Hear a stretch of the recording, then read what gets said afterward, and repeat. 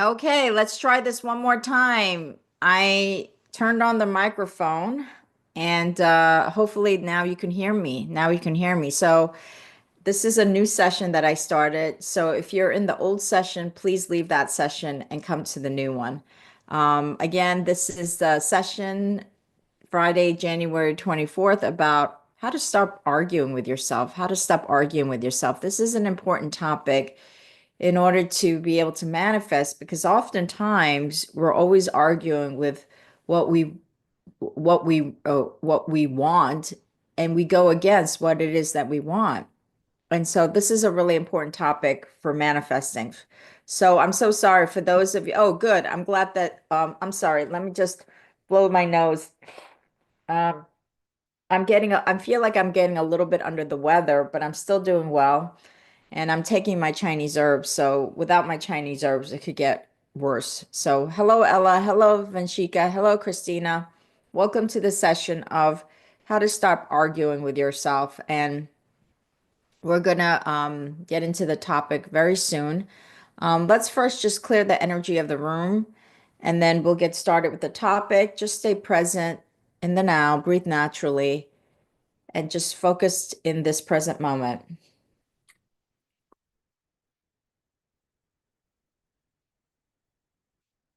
Dear God, angel, spirit guides, and the masters, divine creator, thank you so much for allowing us to create this sacred space. Thank you so much for allowing us to discuss and engage with this topic of how to stop arguing with ourselves so that we may manifest the future on our soul's journey and path. Thank you so much for removing any low frequency energies that do not serve the highest and best good of everyone and all the souls in this room. Thank you so much for allowing us to be in flow with this moment, to allow these messages and wisdoms to come forth so that it may serve the highest and best good of all the souls in this room. Thank you so much for this wonderful session of peace, serenity, and with flow and ease. Thank you. And so it is. Okay, hello.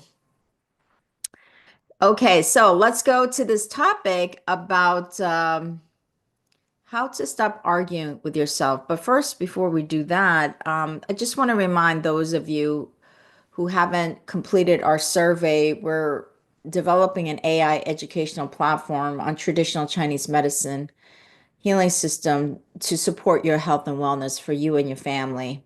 And we're asking you to let us know what on this platform would you like so that we're building a platform that actually serves you. We don't want to build a platform that does not work for you or that you do not desire, but that is actually a platform that serves you. So we created this survey. And so if you go to this link, you can answer just answer the questions and let us know what would you like in a platform with an AI educational system on traditional Chinese medicine healing system. So thank you so much.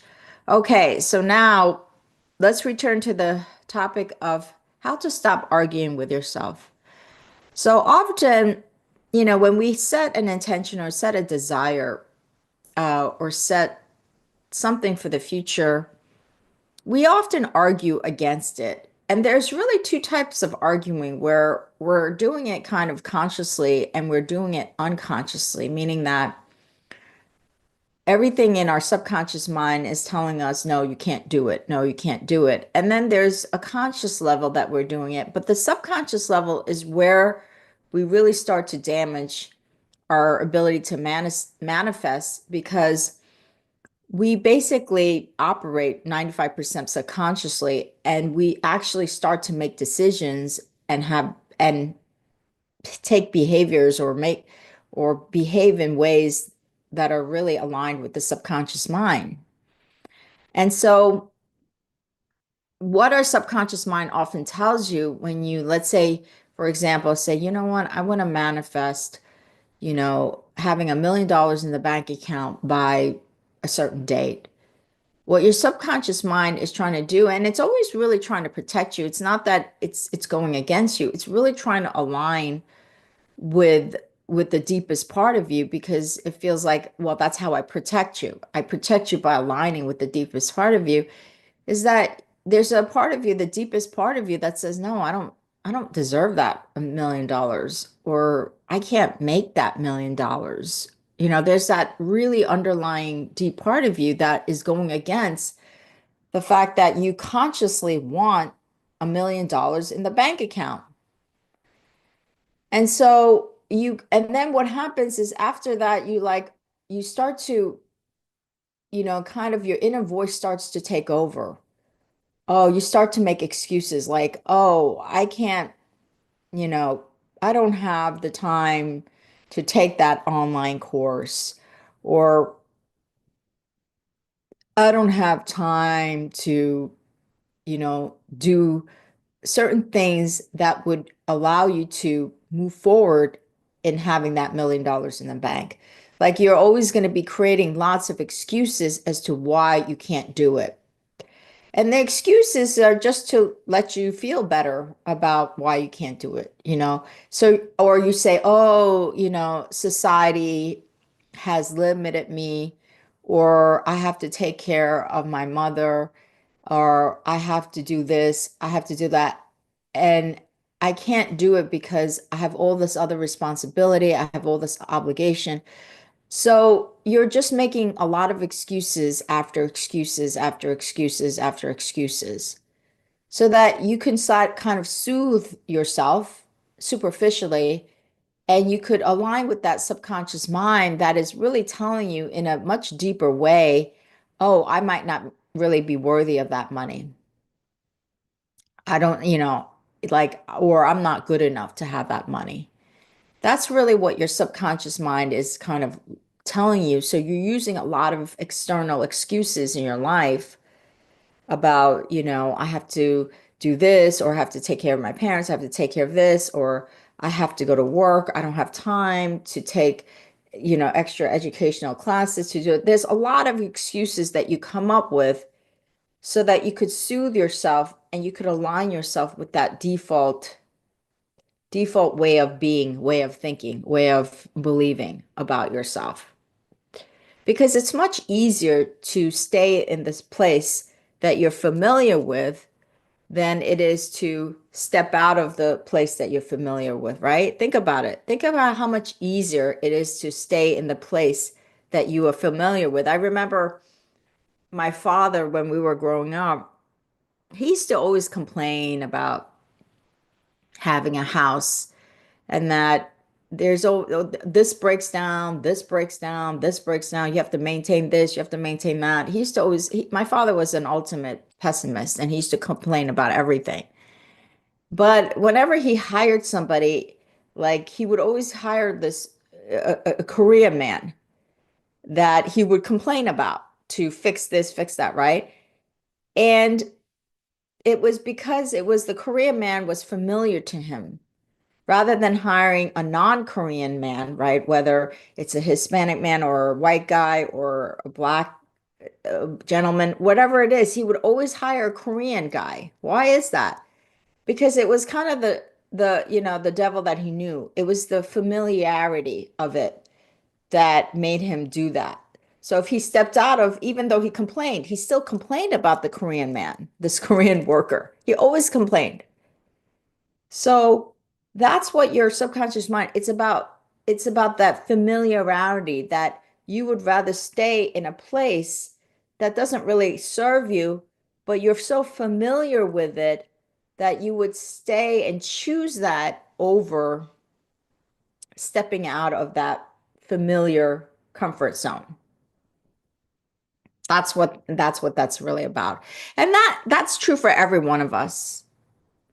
That's true for every one of us. I mean, there are times when I haven't done things because I was too scared. It was not familiar.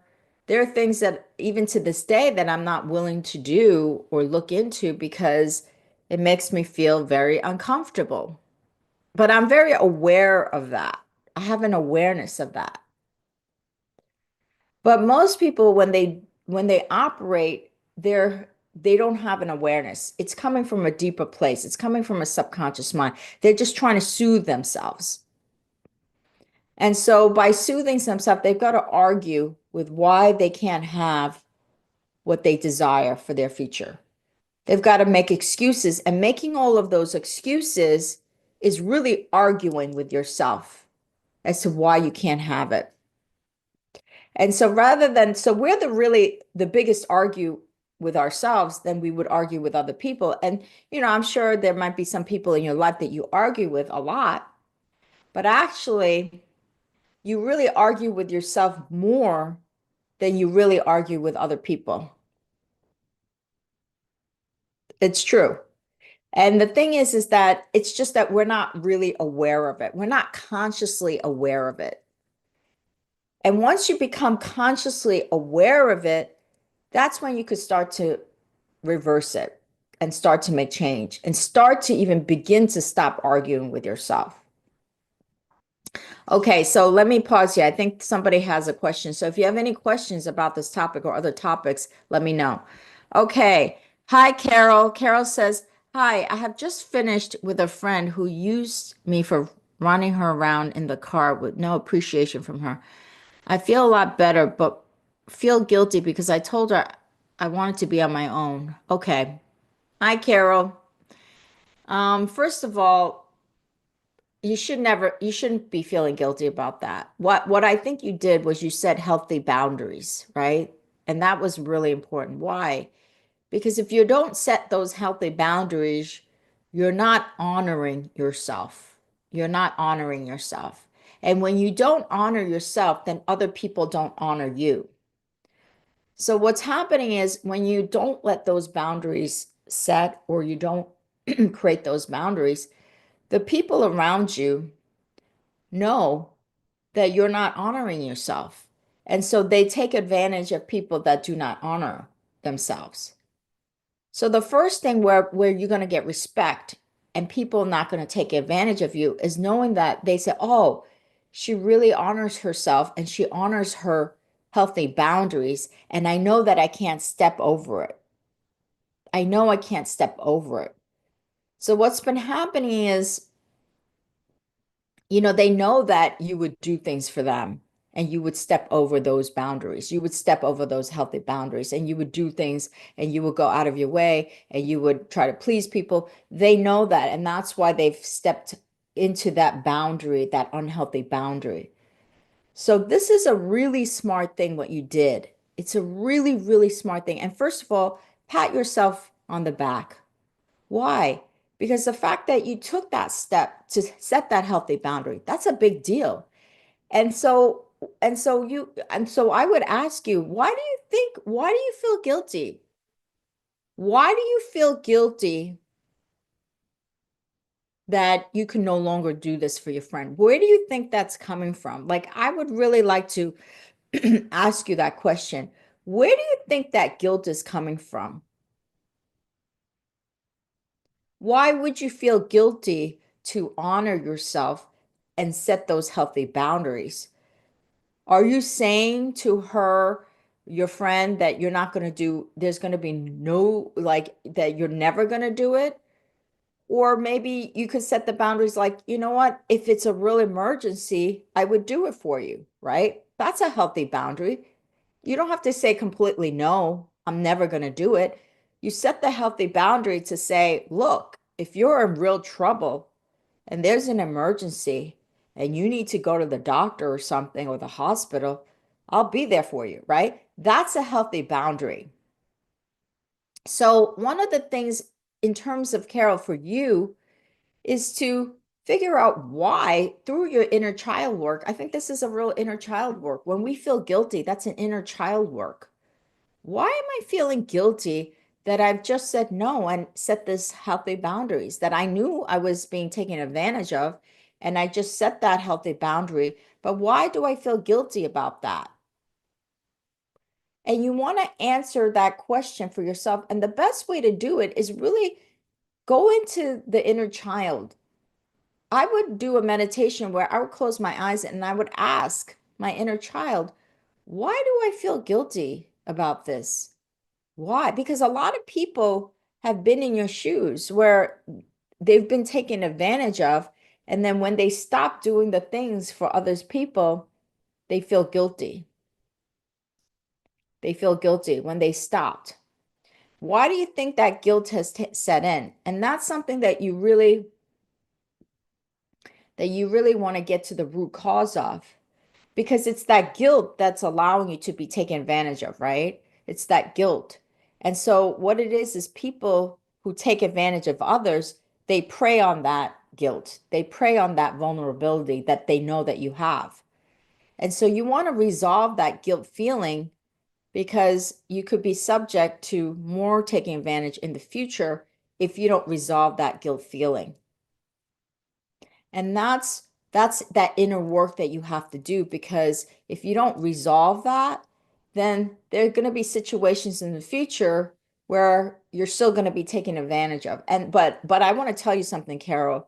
What you just did, you're already 50% there. The fact that you did that action and you were aware of what was going on, and that you were aware that, no, I'm going to now set healthy boundaries, you should give yourself a huge pat in the back. Really, I'm serious. That's a big step that you took. And so that means that you can now reinforce that for the future. Okay. You're welcome, Carol. Okay. I thought she would come to say sorry. No, because somebody who's taking, and I get it, because you're such a beautiful person, right? When you have somebody who's taking advantage of you, they don't have the same heart as you, right? They don't have the same compassion, guilt, all those things, empathy, right? That's why they're taking advantage of you. Think about that. Would a person that's kind, empathic, compassionate take advantage of somebody else? No. And so therefore, they don't think that they've done anything wrong. So you have to put yourself in your friend's mindset. Your friend's mindset is completely different from your mindset. You're using your mindset to understand her. You have to, or him, or whoever this person is. You're using your mindset, your compassion, empathic, you're putting that person, you're putting that mindset into this other person. But this other person, if this other person was you, they would have never taken advantage of you in the first place. You have to understand that. They're taking advantage of you because they don't share that empathy. They don't share that compassion. They don't have it. Because if they had it, would never have taken advantage of you in the first place. So you're looking at it from the wrong perspective. You're looking from the perspective of who you are, not the perspective of where the other person is at. The other person is at in a different level, different vibrational frequency level. And you're trying to look at this person from where you are at, with compassion, empathy, beauty, love, right? And so you're like, wow, I would think that she would say sorry, because you would say sorry, right? You would be the kind of person that would say sorry. But people like that would never see it, because they don't see what they've done was bad. They don't, if anything, they would defend themselves more. They would say, oh, this person, they would criticize you. If anything, they would hold their stand even harder. They will even defend themselves even harder. So you have to, you're looking at it from the wrong perspective. So once you understand, yeah, there are people out there that will take advantage and they feel no guilt about it. You have to set those boundaries, and you've done that, and that's a beautiful thing. So you should give yourself a lot of credit for that. Okay. Hi, Sarah Johnston. Hi. Oh, thank you, Ella, for coming back. Okay, let's see, Sarah Johnson. Good afternoon, everyone. I've had to start setting boundaries due to people taking advantage of my kindness. Yes, absolutely. Absolutely. Sarah, thank you. Thank you. Thank you for doing that. I applaud you. Really, it is the most beautiful thing when good people like you, like Carol, are setting boundaries. It is so good and it is so smart. Um, I feel guilty because I thought I have hurt her. Again, you're coming from your perspective of that compassionate person, right? Because a compassionate person would feel, but when you're taking advantage of other people, you don't what she's gonna be is she's gonna be upset that she can no longer take advantage of you, but she would not share the compassion of looking at it from your side. Like you're looking at it from her side, right? You're putting yourself in her, you're trying to put yourself in her shoes, but you're wearing the wrong shoes. She would never put herself in your shoes. Somebody that takes advantage of other people would never put themselves in your shoes. They would never do that. So you've got your feelings and your guilt and all this stuff is misplaced. You've misplaced it.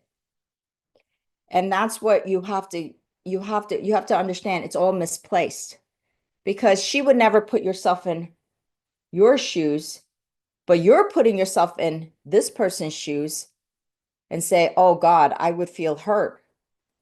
But the only thing that they're feeling, this person that takes advantage is they're feeling angry that they can no longer take advantage of it. They feel entitled. It's a kind of it's a narcissistic profile that I am entitled to you doing these things for me. And now that you're not doing it for me, I'm angry. See, that's more of the problem. It's not that there's no guilt in that you might have hurt, that this person might have hurt you. There's no guilt. It's more of a standing like I'm entitled to this and you are no longer serving me, so I'm angry. So it's only coming from this person's perspective, never putting themselves in your shoes.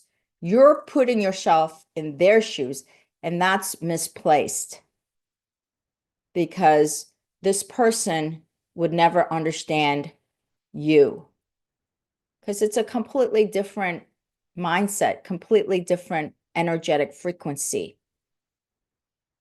See, the only way that somebody's going to put yourself in your shoes is if they're like you. But people who take advantage of others are not compassionate. They're not empathic. They're not putting themselves in other people's shoes. So all of your misplaced, your guilt and all this stuff I've heard and all these things, they're just really misplaced. And you're expending a lot of energy that you could be taking to create and move your life forward. You're expending a lot of energy and wasting a lot of energy in the guilt, and thinking that this other person could be hurt, right? You've got to move on. You got to move forward. And if you really want to know the deeper level, because there's a deeper level. I know you said that you feel guilty that you might have hurt this person, but there's really a deeper level than that. It's deeper than feeling that you might have hurt that person. You want to really get to the deeper level. And that's where the inner child work could really help you. And I have inner child guided meditations that you could do. Okay. Okay. So I hope that has helped you. Thank you, Carol. Thank you so much for being such a compassionate, loving person that wants to help others. We need you to stay who you are. You just need to be aware. And I think you're really starting to be aware when somebody's taking advantage of you and not feeling guilty when you say no.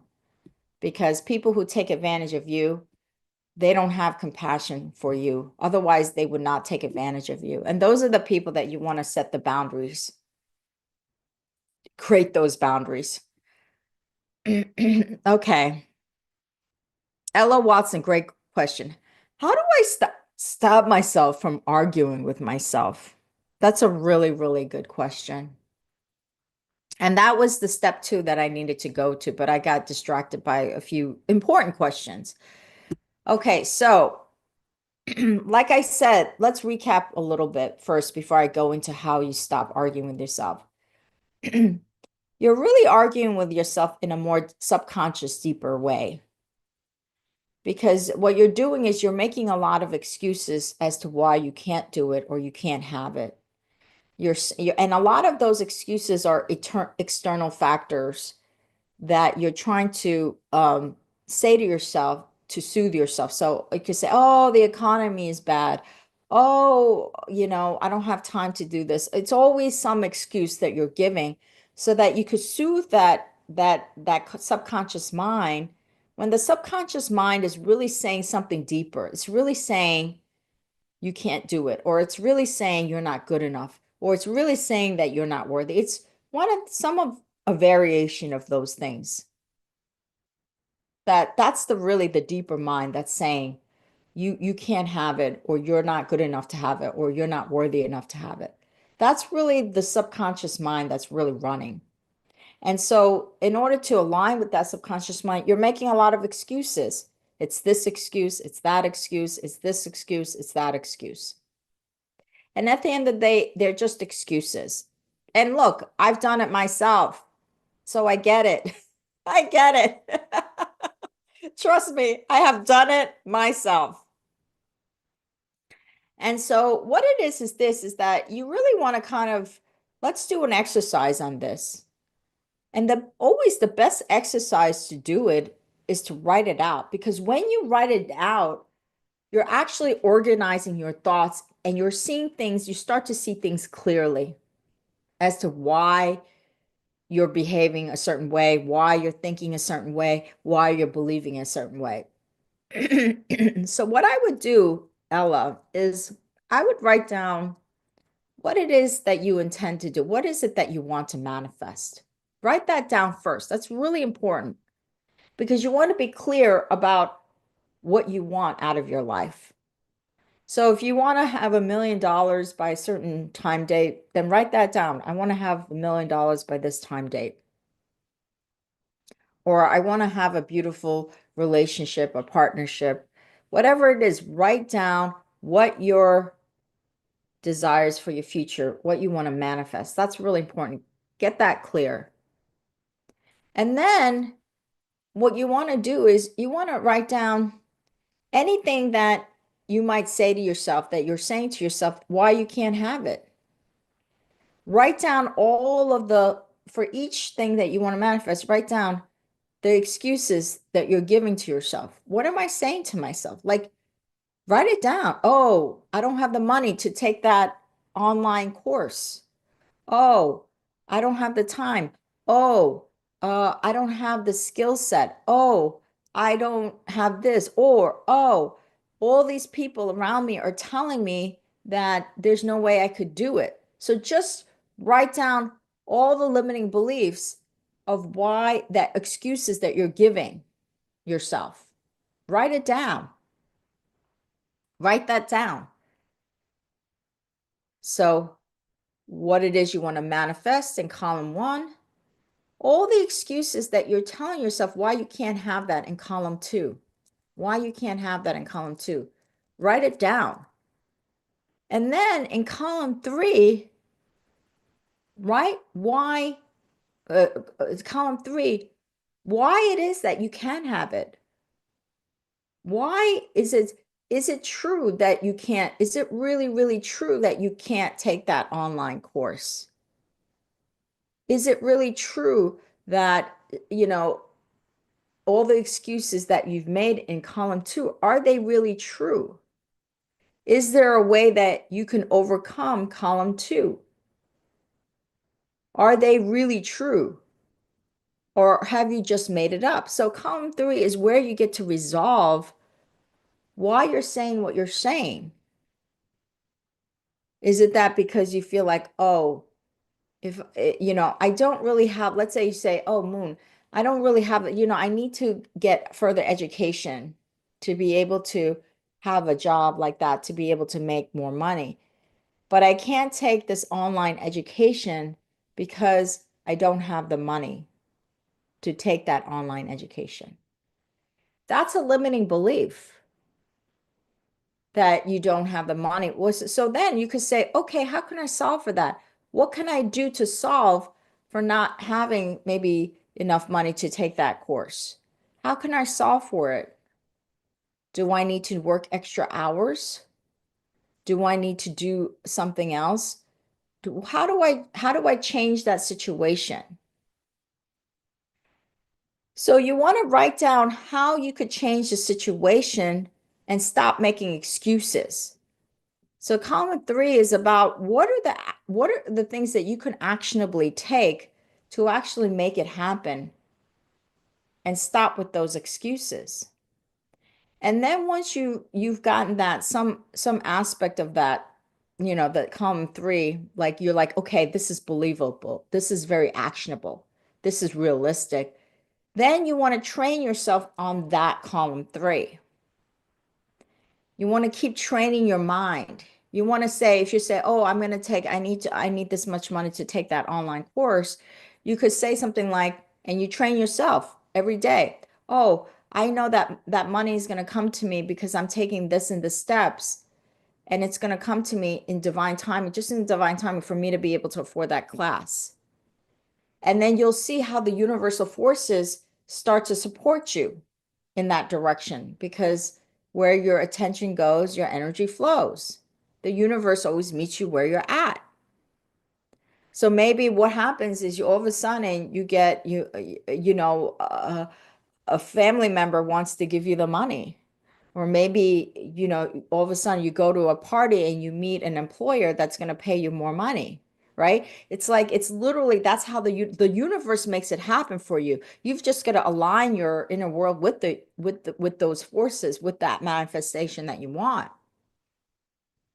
And so this way you have an awareness that, yes, I'm going to stop making excuses for myself. And so every time you start to change that internal world languaging of column three, and you start to align with column three, now you're starting to stop arguing with yourself more and more and more and more. And you're reprogramming that subconscious mind. And doing a lot of work saying that I'm good enough, doing work that you're good enough, that you're honored, that you're respected, that you have talents and gifts that are unique to you, that you can manifest these things. Doing a lot of that self-worth, good enough exercises and reaffirming it to yourself is really important. Because the more you can reinforce that you are good enough, that you have infinite potential, the more you can reinforce that column three will automatically align itself. That column three will be more manifested. You'll be aligning more with column three and less with the column two. So really reinforcing that you are good enough, that you have talents and gifts that are unique, that you can apply to this life that will allow you to manifest those things. Constantly reaffirming that you are good enough. And most of the time, it's really that the essence of why we don't have what we have is there's a really deep part of us that we think we're not good enough. And it varies in different levels. With some people, it's higher. Some people, it's lower. Some people, they almost not have those feelings. And those people, what you would call more of are narcissists, or, more psychopathic, where they have absolutely no feelings of those things. Okay. Okay. Okay, let's see. Hi, Carol Williams. Okay, Carol, you're welcome, Carol. Sarah Johnson, thank you. I consider it a form of self-care. It is difficult to do at first, but gets easier. Absolutely. Absolutely. It is always difficult to do it first, right? Because you're doing something you've never done before. So something you've never done before at the beginning is always going to be uncomfortable. It's when you're exercising that muscle over and over again, it gets easier and easier. So that's why it takes practice. That's why, Carol, I said to you, the fact that you've taken this one step is a huge step. It's a massively big step. That's why you should pat yourself on the back. Because as you keep setting healthy boundaries, it's going to get easier and easier. So thank you, Sarah, for sharing that. I feel a lot, Carol says, I feel a lot better now. I have listened to Moon Show. I love being a caring person, but I think you can only take so much. That's right.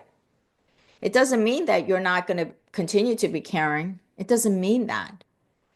But you're going to be caring to those people who appreciate you, and those people who won't take advantage of you, that would honor your space, that would respect you and honor your boundaries. And those are the people that you're going to care for more, right? Because those people will appreciate it. People who take advantage of you, even when you do things for them, they don't appreciate it. They just feel they're entitled to it. So the fact that your caring energy is still here and it should stay, I would say don't change. Change whom you're going to give it to, whom you're going to have compassion from, whom you're going to care for. Be discerning about that circle of people that you're going to care for. And let me tell you, it's going to be beautiful relationships. You're going to truly have authentic. That's when you have authentic relationship. That's when it becomes authentic, not superficial, not one-sided. That's when a relationship is ebb and flow and it's a beautiful exchange back and forth. That's authentic. That's when the relationship is healthy and it's beautiful. That's why I always say, I always believe in this energetic exchange, because if it's one-sided and it's going in one direction, there's no yin yang balance. And you've got to have that yin yang balance for it to be healthy and to be long lasting, right? So of course you're going to get tired of it because it's going one way. The energy, all you're doing is expending energy and you're not getting anything back to refill your energy, right? So if you keep giving, all you're doing is expending your energy and you're just going to get more and more tired, right? Ugh, every day, more energy is going out, more energy is going out. Nothing is coming back to refill it. So think about that.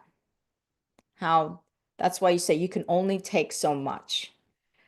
Hi, Najira. I have been doing gigs, but I get frustrated because of payment delays, which can go up to 5 months. I feels like I am begging for money owed to me. I feel so drained sometimes. Okay, so Najira, this is how you set that boundary.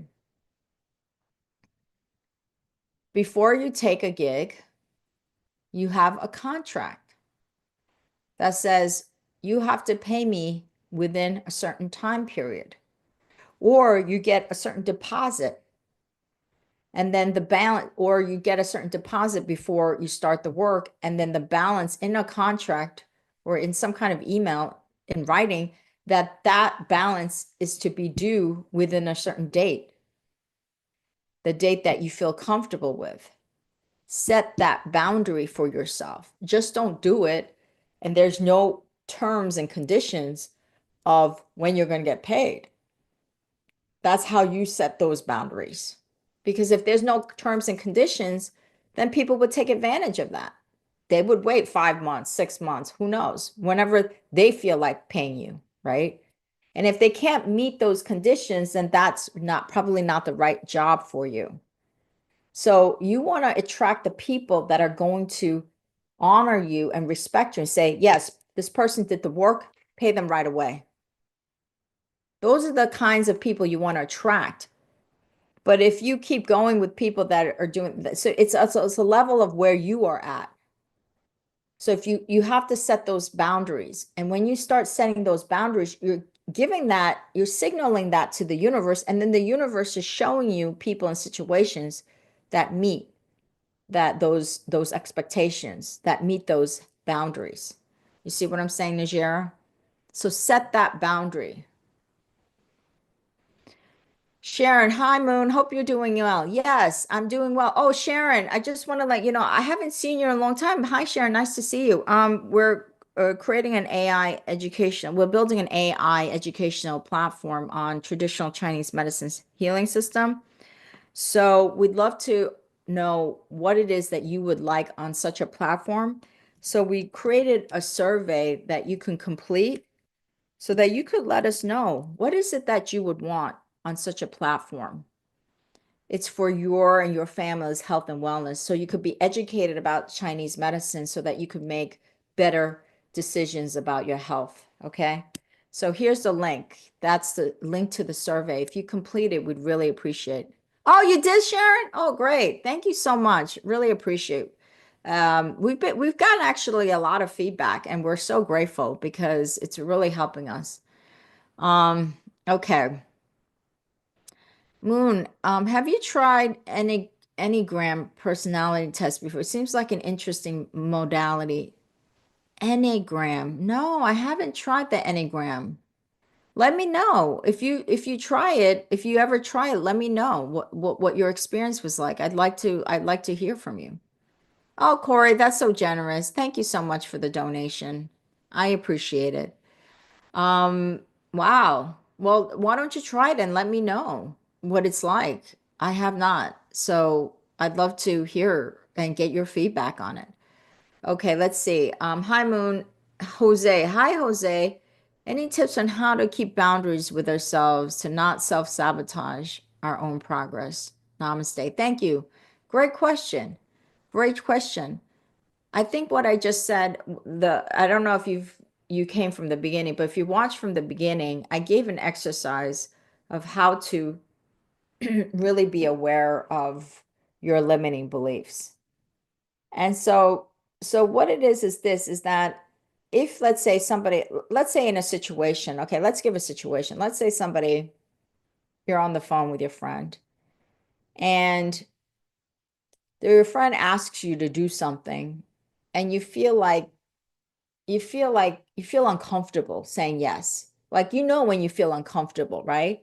You just like feel, I don't know. I feel uncomfortable, right? That is when what you do is this is that you pause and you say to your friend, look, let me think about it. Don't give an answer at that time because once you have that uncomfortable feeling, just say to yourself, pause and say to your friend, let me think about it and I'll let you know. Then when you have a little time, that's when you ask yourself, you can even write it down. You say, my friend asked me this to do this. And then you could have a set of question. Does this honor me? Does this make me feel, does it respect me? Like, you know, you have a set of questions about whether something like this really honors you or makes you feel like, you know, if it's because is the play is this request making you feel really bad about yourself, or is it making you feel good about yourself that you're helping somebody? Because when you help somebody and you genuinely help somebody, you feel good about yourself, right? But if you're going to do this, you ask yourself, am I going to feel worse about myself or good about myself by doing this? Because if you feel like you're genuinely helping, you're happy and you're happy to help. But if you start feeling resentful, like you can ask yourself, if I do this, will I feel resentful? If I do this, will I regret it? Or if I do this, will I feel happy? Will I feel like I've helped my fellow man or my fellow human or my fellow woman, my fellow whatever? Do I feel like I have helped them and feel good about myself? So once you answer that question, then you will know if you should say no or yes. Then you can tell your friend, look, I can't do it. And just say, you know, just say I can't do it. You don't even have to give a reason why you can't do it.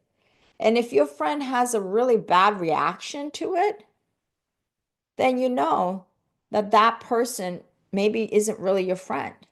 If your friend says, yes, I totally understand, thank you, then that's good. That's a good friend. But if your friend gets all upset and pissed off and this and that, they're not respecting your boundaries. And you have to really think hard whether this person is your friend. So that's my tip for that.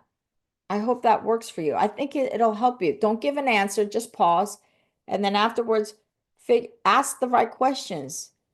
If I do this, am I going to feel good and feel like I'm really helping somebody and feel good? If I do this, am I going to feel resentful? Am I going to feel like I regret it? Right? And once you've answered that, then you could make that decision and you can set the boundary. But you have to be clear. Okay. Oh, Sharon, you haven't been able to join our, okay. Oh, Sharon. Okay. Okay, Sharon. Yes, I respect that. I respect the fact that you know, you're busy, right? And you can't watch it at the time that I go live. So I totally respect that. Thank you. Okay. You're welcome, Core One. And thank you for the donation. Thank you, Moon. You're welcome, Najira. Okay, Sharon says the Enneagram is a personality typing system based on ancient spiritual traditions. I've heard of it, which describes people in terms of their core motivations, desires, and fears. I thought it was very insightful. Absolutely. Because if you really understand the deepest part of you, right? That deepest part of you is really informing everything that you do, everything that you believe, everything that you think, and everything that you do and take action upon. And so that's why I'm always interested in the deepest part of us. Because when you get to the root of something, the root, not the stem, but the root, and you pull that root out or you fix that root, then everything else will be fixed and beautiful. So I think it's definitely a worthwhile. I would definitely do it, Sharon, and let me know what your experience was like. You're welcome, Jose Manuel. Hi, Alphas. How are you? Thanks for joining. You're joining us a little bit late, but that's okay because you can always rewatch this. Okay, so just to recap about this thing about stop arguing with yourself, how to stop arguing with yourself is that what we're really doing, the essence of what we're really doing and operating upon is that we're really arguing against what we want. And we make a lot of excuses. So if we want a certain financial prosperity or a certain relationship, we keep making excuses and attributing to some external factor as to why we can't have it. And that external excuse is to soothe our subconscious mind, soothe our feelings, and soothe ourselves as to why we can't have it, right? Because we've got to make excuses. Otherwise, if we feel really bad about ourselves, right? And so you want to get to, what those excuses. You want to be clear about what excuses that you're making. That's really important. And then you want to be clear about the solutions to those excuses that you're making. And then you really want to go deeper with your inner child and say, why do I feel like I'm not good enough to have this beautiful relationship or have this prosperous life? Why am I not good enough? Why am I not worthy enough to have these things? Why? And do the inner child meditation. I think the inner child is such a wonderful way because the inner child really represents your subconscious mind. And do those exercises and meditations to your inner child. Why do I feel like I'm not good enough? And for the excuses that you make, which are the arguments that you're making against why you can't have it, those excuses are arguing with yourself. You could make that column 3 that I mentioned is to say how you can solve for those excuses. What can you do to solve for those excuses? Because anybody who's immensely successful, for example, entrepreneurs, when you see most entrepreneurs that you see, they didn't come from money. They came from actually poverty, a lot of them. And why are these people have multi-million dollar wealth or billions of dollars wealth? It's because they don't make excuses. They're trying to solve problems. They're always trying to solve, solve, solve, solve, solve, solve, solve, solve. So column 3 is really about solving, solving, solving. It's not about, you want to move away from excuses and you want to move into solving. That's how you start to stop arguing, arguing, arguing. Okay. You're a type 9 on the Enneagram. Okay, so what does type 9 say? What does type 9 describe? I'd love to know. Type 9, what type 9 represents? Let me know. That's very interesting. Also, you've already done it. It's wonderful that you are really doing a lot of inner self-development, Sharon. I applaud you for that. I think that's a beautiful thing. Okay, so if nobody else has any more questions, um, we can close out this room. So the lesson here, really, the wisdom here is that you're arguing against what you want because there's something deeper part of you that feels like you're not good enough for it. There's a much deeper part of you that you feel like you're not good enough. And so once you really get to that root and say, yes, I am good enough. I am honorable. I am to be respected. I have unique gifts and talents. Once you start doing that, then you will stop arguing against what you want less and less. Okay. Less and less. And that's where we want to go, less and less, right? And you will start to manifest more and more. Okay. So let's do a closing prayer. Dear God, angel, spirit, guide, send message, divine creator, thank you so much for allowing us to create this sacred space on the topic of how to stop arguing with yourself. I ask you for all of these beautiful souls to guide them to their highest potential, to their recognition that they are good enough, that they are unconditionally worthy, to have what it is that honors them, and to surround themselves with people that honor them, that respect them, and to have those healthy boundaries that they set so that they can be honored, they can be acknowledged, they can be respected, and they can be appreciated, deeply appreciated by those around them. So thank you so much for continuing to show them their soul's path and journey and guide them, and to for them to do that inner work so their external world can be more prosperous and abundant. So thank you for your continued support, your continued wisdom, your continued guidance, your continued protection, and most importantly, your unconditional love. And so it is. Namaste. So it's, oh, Cora, thank you so much for the donation. I really, really appreciate you. Okay. Much love and blessings. Have a great weekend.